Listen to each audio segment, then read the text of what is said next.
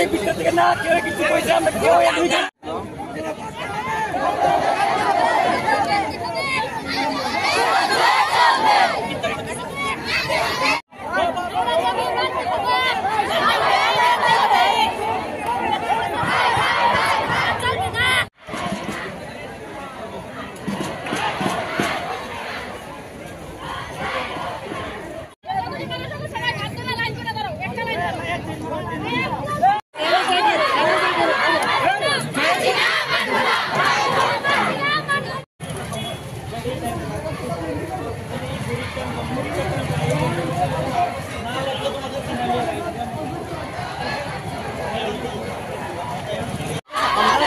আমরা ফেল হওয়ার কথা না, আমরা ভালো এক্সাম দিচ্ছি ঠিক করে আমরা ফেল আছি, আমরা স্টুডেন্ট ফেল হওয়ার কোনো কথা না। আজকে ফেল হইতো 80% করে ফেল হওয়ার কোনো ব্যাটার না।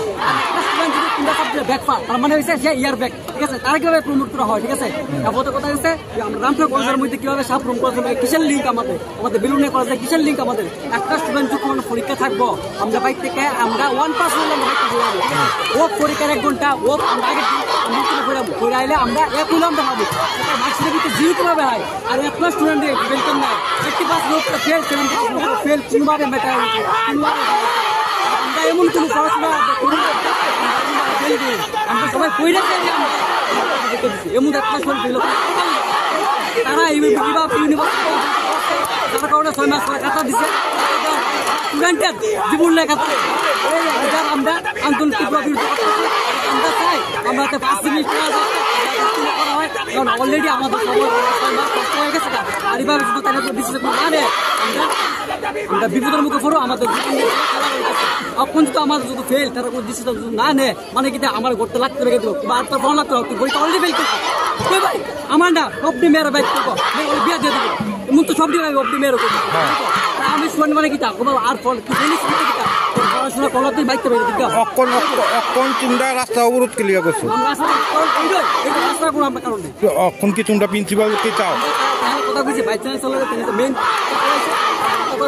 কোনোভাবে মানতে আসবে আমাদের প্রত্যেকটা কলেজ যাওয়া হয়েছে। যাওয়ার পরে তিনি আমাদেরকে প্রায় 3 ঘন্টা 2.5 ঘন্টা 3 ঘন্টার মতন আমরা বয়ে রেখেছি। এটা কিভাবে পসিবল?